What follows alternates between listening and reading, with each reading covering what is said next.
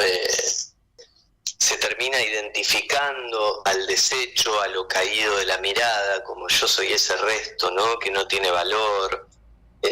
Otra presentación típica de estos tiempos puede ser las distintas formas de cuadros de ansiedad, ¿no? Que justamente acontece como una especie de temor y miedo cuando el sujeto es revelado ante esa mirada que se le presenta como omnipotente, como omnipresente. No, son casos mucho más desvitalizados y, tomando la cuestión de la narrativa, no cuentan con una épica que los sostenga. Claro. ¿No? Es como un sujeto que no está debidamente novelado, ¿no? Claro, sí. Entonces, muchas veces nuestro trabajo como terapeutas, ¿no? En este punto, en la terapéutica, reside en poder armar con una persona como una narración, ¿no? Y después poder entrar en una interpretación de esa narración. Pero hay como una nueva instancia que tenemos que desplegar, que es justamente poder presentar las letras, las frases, las historias a las cuales ese sujeto está alienado y sostenido. Claro. ¿No? Claro. Martiniano. ¿Me escuchás bien, Fede?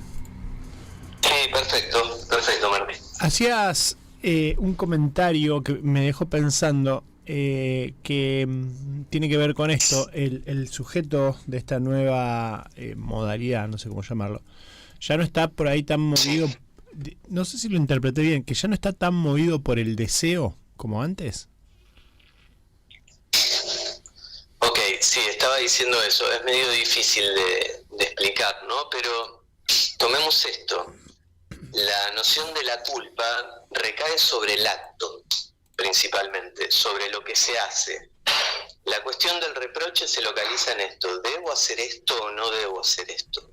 ¿Debí hacer esto o no debí hacer esto? ¿Aquello que hice estuvo bien o estuvo mal? ¿No? La cuestión de la vergüenza no recae sobre un hacer, recae sobre la imagen del ser, ¿no? Entonces, en estos tiempos hablamos de cosas como bajo autoestima, ¿no? Porque el sujeto no llega a constituir un espacio deseante. Para poder desear, primero tenés que constituir una plataforma desde donde desear, ¿no? Sí. Si vos no llegás a constituir esa plataforma, tu malestar va más en la línea como de un malestar más primario, más parecido a una subsistencia. Es como decir, para decirlo fácil, el sujeto cada vez importa menos. Cada vez vamos siendo más... Perdón, te voy interrumpiendo con el objetivo de ir entendiendo y asegurarme que estoy entendiendo lo que estás explicando. Al no crear el sujeto una plataforma deseante, ¿no se produce de alguna manera un conflicto de personalidad? Sí, claro. Lo que pasa es esto, Martiniano, sí, que el deseo siempre es algo que entra como en cierta ruptura, porque el deseo es del orden de lo particular, no es del orden de lo universal. El deseo siempre entra en cierta ruptura con las premisas sociales. Cuando el sujeto está tan tomado por obedecer a una mirada, por estar cerca de esa mirada, por no desfasarse de esa mirada, él mismo no se da tanto lugar a expresar esto que se aparta de eso. Sí. ¿Se entiende? Sí. ¿No? Como que alguien podría decirte así. Alguien amoroso podría decirte así: desfasate de la norma, que está bien, no está mal, ¿no? Pero hoy esa voz que atempera y da lugar está muy poco presente, porque todos estamos muy obligados a estar cerca del buen lugar, de la mirada, que los psicoanalistas le ponemos nombre, decimos eso se llama ideal del yo, como el lugar que cristaliza todas las buenas miradas. Te sigo. ¿No? Sí.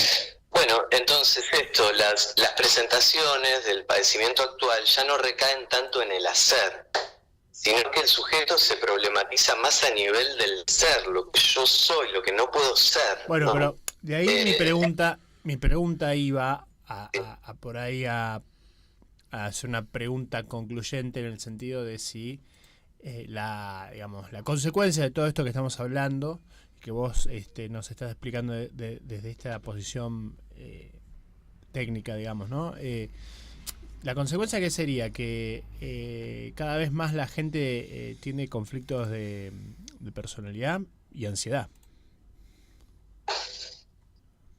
Sí, bueno, por un lado eso, por un lado la presentación típica de los casos, ¿no? Que los casos que nos encontramos los psicoanalistas se parecen muy poco a los que describía Freud en sus historiales clínicos, ¿no? Claro. Y es producto de estos movimientos subjetivos, los padecimientos se corrieron del lugar, están en otro lado. Yo decía, hoy día muchas veces nos encontramos con esto, como con padecimientos desencajados de la palabra. Claro. Y los psicoanalistas trabajamos con la palabra. Somos como ustedes, que son locutores de radio. Bueno, ¿no? pero también nosotros trabajan con el signo, ¿no? Y la imagen es un signo.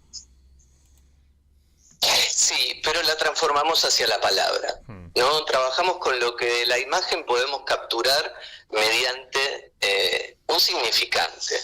Un significante también puede ser un gesto, ¿no? Claro. No necesariamente necesita ser una palabra, pero tiene que, digamos, ser algo que se escriba de alguna manera y que se pueda transmitir del sujeto a sujeto. Porque la imagen es algo sumamente individual. A ver cómo decir. Yo puedo tener la idea de que tengo la misma imagen en la cabeza que vos, pero hasta que no la tratamos de transformar en palabras, en realidad eso solo queda en el campo de una superstición o suposición. Sí, ¿no? Sí, seguro, sí. Imagínate, pensaba esto. Imagínate cómo sería un Instagram, pero en lugar de imágenes que tenga voz. En lugar de imagen tenga voz, ¿no? Sí. En lugar de historias de imagen tendríamos historias de voz. En lugar de publicaciones de imágenes tendríamos publicaciones de voces. Bueno, pero entonces un poco existe igual eso. Claro, pero lo que termina sucediendo es que la capacidad de escuchar siempre se acota muchísimo. La mirada nos deja como en este cauce de lo compulsivo también que venimos hablando, ¿no?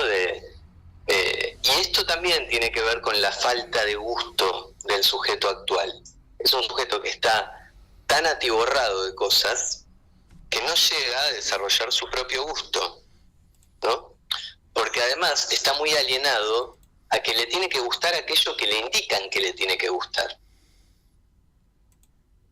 ¿no?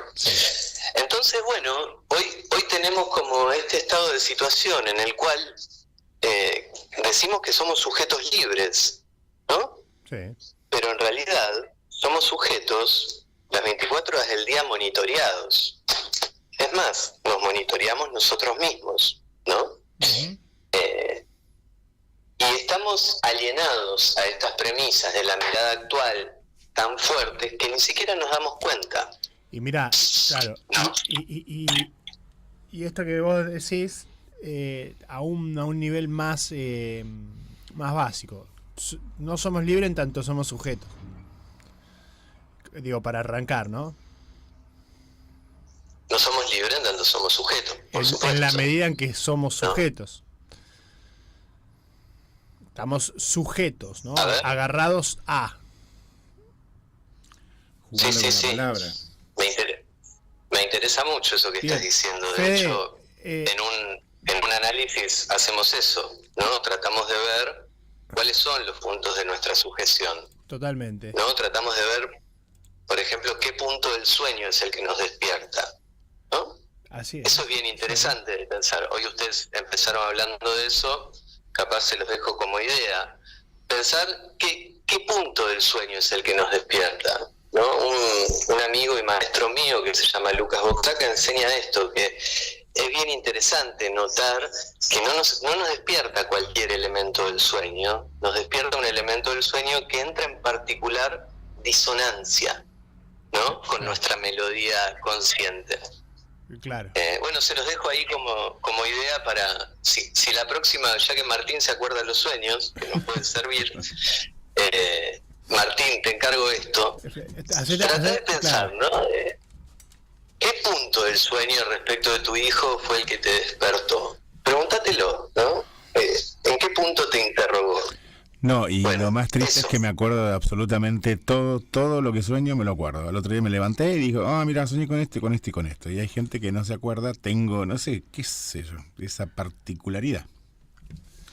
Bueno, eso está muy bueno, pero el sueño se reconstruye cuando lo hablas en una transferencia con un terapeuta, con un analista, que te ayuda a escuchar algunos elementos desplazados de tu sueño que vos por tu posición de soñante no podés escuchar.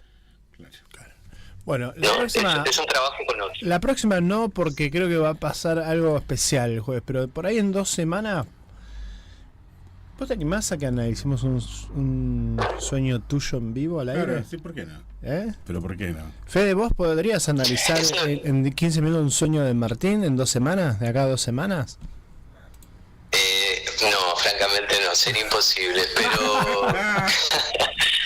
No, sería imposible eso, pero quizás sí podríamos hablar acerca de los sueños y quizás tomar algún ejemplo para que facilite la transmisibilidad. Eso sí podríamos hacer sin ningún inconveniente. Bueno, algo de eso vamos a hacer. Acá la charla me resulta súper interesante, pero la gerencia me está haciendo unos gestos que ya me empiezo a sentir temor. Así que, nada, gracias como todos los jueves por este rato, por charlar con nosotros. Fede García, nuestro psicoanalista. Un abrazo muy grande, saludos a la abrazo. Audiencia. Gracias. Abrazo grande, Fede, hasta el jueves que viene. Hacemos la pausa, ya volvemos.